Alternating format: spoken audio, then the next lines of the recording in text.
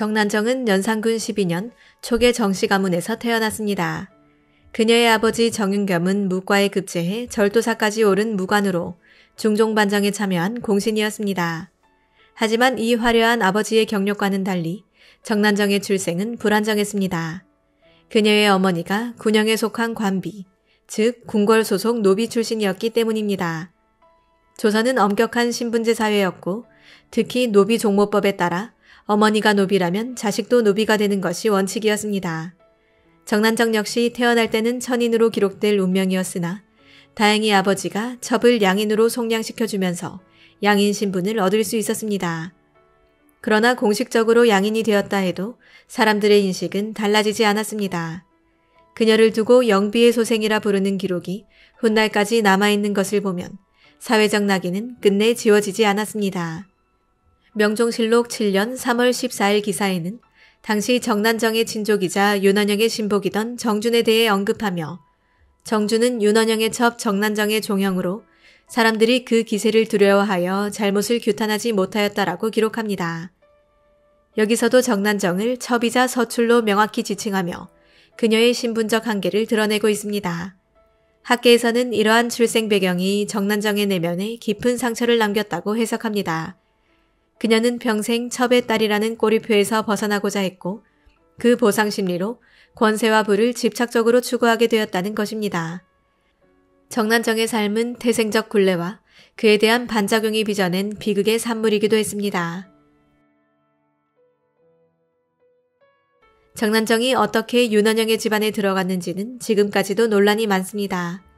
야사인 폐관잡기는 그녀를 기생 출신으로 기록하고 윤원영이 기방에서 만나 첩으로 삼았다고 전합니다.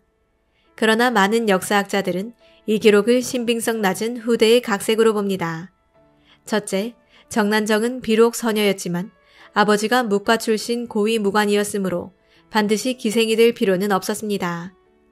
둘째, 여성의 사회적 위치를 깎아내리는 가장 흔한 방식이 바로 기생 출신설이었기 때문에 이는 정치적 비난을 위한 장치였을 가능성이 큽니다. 오히려 정윤경 가문의 위세를 이용하려는 윤원영의 계산이 더 설득력 있습니다. 윤원영은 문정왕후의 막내 동생으로 이미 왕실외척이라는 든든한 기반이 있었습니다. 여기에 반정공신 가문의 서녀를 첩으로 삼음으로써 인적 네트워크를 확장할 수 있었습니다. 반대로 정난정에게도 이 혼인은 신분 상승의 발판이었습니다. 첩의 딸이라는 꼬리표를 지우고 왕실 외척의 후광을 등에 업을 수 있는 기회였기 때문입니다. 윤원영의 첩이 된 직후 정난정은 아들을 낳았습니다. 이는 그녀의 입지를 강화하는 결정적 요인이었습니다. 단순한 첩이 아니라 자손을 남긴 존재, 즉 집안의 한 축으로 자리 잡게 된 것입니다. 명종실록 7년 6월 18일 기사에는 정난정이 이미 첩에서 처로 격상된 인물로 언급되며 서얼 종매인 정난정은 윤원영의 첩이었다가 처가 되어 부인에 봉해졌다라고 기록합니다. 이는 그녀가 첩으로 출발했으나 시간이 흐르며 윤원영 가문에서 점차 정실의 위치를 위협하는 존재가 되었음을 보여줍니다. 정난정은 단순한 첩이 되기를 거부했습니다. 그녀는 처음부터 더 큰 것을 바라보았고 그 욕망은 훗날 수많은 비극을 낳는 씨앗이 되었습니다. 정난정이 조선 정치의 정면에 등장한 결정적 계기는 문정왕후 윤씨와의 관계였습니다. 문정왕후는 중종의 세 번째 왕비이자 윤원영의 친누나, 그리고 훗날 명종의 생모로 수렴청정을 맡은 실세였습니다. 정난정은 윤원영의 집안에 들어간 후 옳게 문정왕후의 눈에 들어 총애를 얻게 됩니다. 명종실록의 다수 기사에는 그녀가 궁궐을 자유롭게 출입하며 왕후와 교류했다는 사실이 확인됩니다.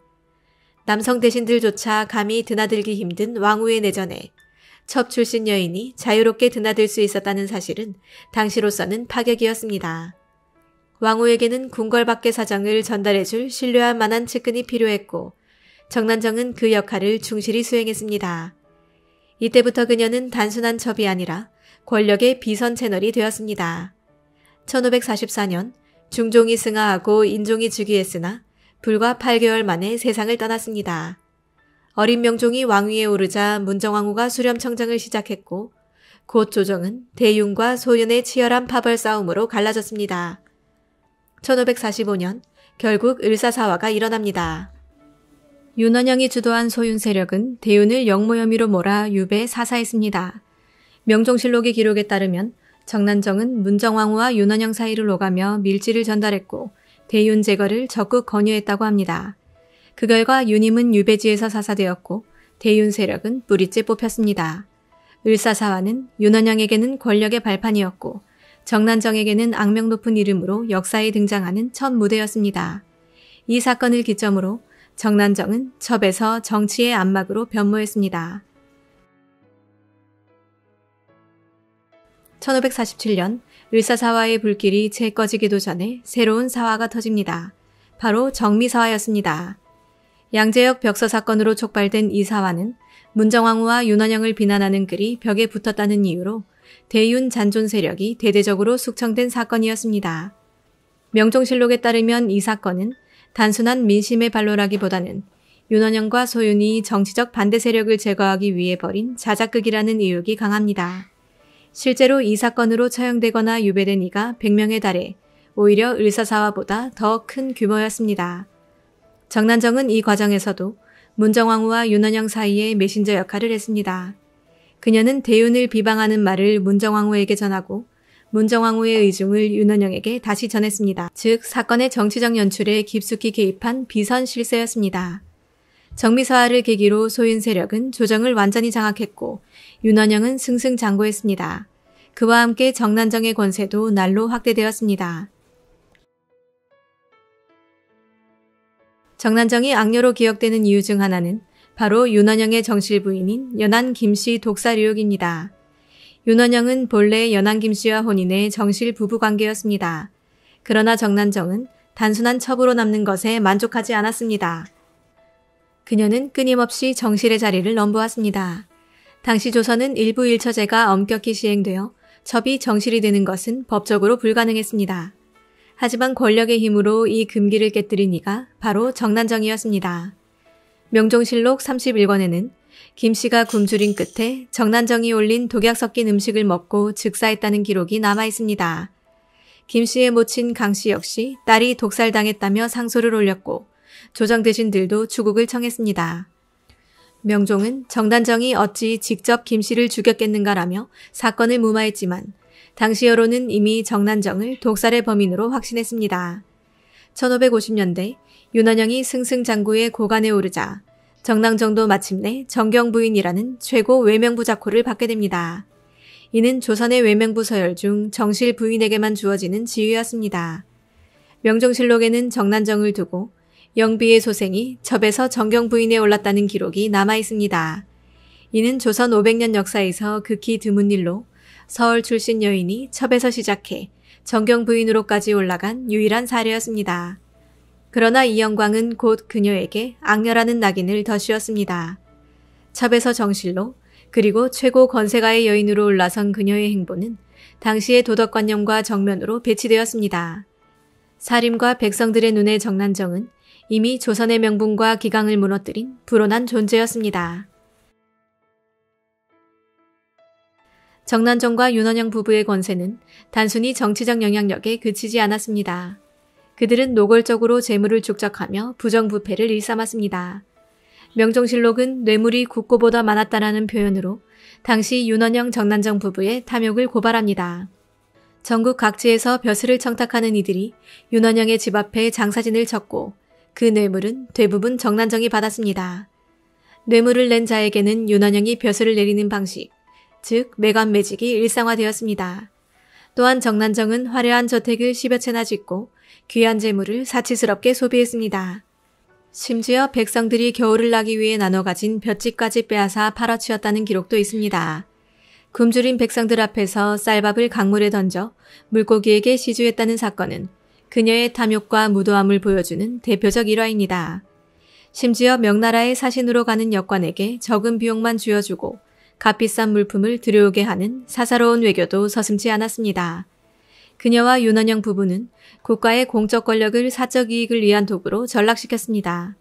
정난정은 단순한 권세가의 부인이 아니라 조선 신분제 자체를 흔드는 데까지 영향을 미쳤습니다. 본래 조선은 서얼이 과거 시험에 응시하는 것을 금지했습니다. 그러나 정난정은 자신의 아들들이 첩의 자식이라는 이유로 차별받지 않도록 하기 위해 끊임없이 움직였습니다. 결국 명종은 윤원영의 요청을 받아들여 서얼 방금법을 완화했고 양인의 서자도 문과에 응시할 수 있도록 허용했습니다. 이는 신분 질서의 근본을 흔든 사건이었습니다. 조선사회의 수백 년간 금기였던 제도가 권세가의 이익을 위해 뒤집힌 것이었습니다. 당시 사림은 이를 두고 크게 분노했고 정난정을 나라의 법도를 무너뜨린 자로 지목했습니다. 이 과정에서 정난정은 단순한 권세의 수혜자가 아니라 제도개혁의 배후 조종자로까지 비쳤습니다. 물론 현대의 시각으로 본다면 그녀가 서얼 차별을 완화한 것은 긍정적인 측면도 있으나 그것이 사적인 욕망에서 비롯된 점 때문에 역사적 평가는 부정적으로 굳어졌습니다. 정난정 권세의 기반은 어디까지나 문정왕후의 비호에 있었습니다. 명종의 생모로서 조정을 장악했던 문정왕후가 1565년 세상을 떠나자 그녀를 등에 업었던 윤원영과 정난정의 세력은 급속도로 흔들리기 시작했습니다. 문정왕후가 세상을 떠난 직후 승려 보우가 먼저 탄핵되어 제주로 유배되었고 얼마 지나지 않아 처형되었습니다. 이는 권세의 균열을 알리는 신호였습니다. 대신들은 곧바로 윤원영을 겨냥해 탄핵 상소를 올렸습니다. 명종실록 명종 20년 8월 27일 기사에는 윤원영의 관작을 삭탈하고 시골로 물러나게 하라는 명종의 정교가 기록되어 있습니다. 윤원영의 실각은 곧 정난정의 몰락으로 이어졌습니다. 정실 부인의 직위였던 정경 부인 작호가 회수되었고 그녀는 다시 첩으로 강등되었습니다. 한때 조선 최고 권세가의 부인이었던 정난정은 하루아침에 첩으로 떨어지며 권세의 허망함을 여실히 보여주었습니다. 몰락은 여기서 끝나지 않았습니다. 오래 묻혀있던 피의 흔적이 다시 고개를 들었기 때문입니다. 바로 정난정이 정실 연안김씨를 독살했다는 소문이었습니다. 연안김씨의 모친 강씨가 다시 나서 딸이 정난정에게 독살당했다고 고발한 것입니다. 명종실록 명종 20년 9월 8일 기사에는 정난정이 김씨를 굶기고 독약을 먹여 죽였다는 강씨의 소장이 기록되어 있습니다. 이후 사헌부와 홍문관, 사관원 등에서 연달아 정난정을 잡아 추국하라는 상소가 이어졌습니다. 이미 세상은 그녀가 수단과 방법을 가리지 않는 여인이라 믿고 있었고 혐의는 빠르게 확산되었습니다. 정난정은 억울함을 호소했지만 사헌부와 사관원에서는 연달아 그녀의 체포와 공문을 청했습니다. 명종실록 명종 20년 10월 14일 기사에는 정난정을 잡아가두고 국문하라는 요구가 적혀 있습니다. 하지만 명종은 정난정이 어찌 직접 독을 쓰겠는가라며 미온적으로 대응했습니다. 하지만 1565년 11월 황해도 강음에 머물던 정난정은 금부도사가 자신을 잡으러 내려온다는 소식을 듣게 됩니다. 이제는 궁궐도 왕도 그녀를 감싸주지 않았습니다. 사람들이 속삭였습니다. 이제 남은 길은 법정이 아니라 스스로의 결단뿐이리라. 잡혀가면 잔혹한 국문 끝에 지옥스러운 죽음을 맞이할 것이 뻔했습니다. 이에 정난정은 남에게 제재를 받느니 스스로 죽음만 못하다라는 말을 남깁니다. 그리고 준비해둔 독약을 들이켰습니다. 화려했던 권세의 끝은 그렇게 쓸쓸하고 조용한 독약 한 잔이었습니다. 그토록 누렸던 권세의 끝은 고문과 재판이 아닌 스스로 택한 자살이었습니다.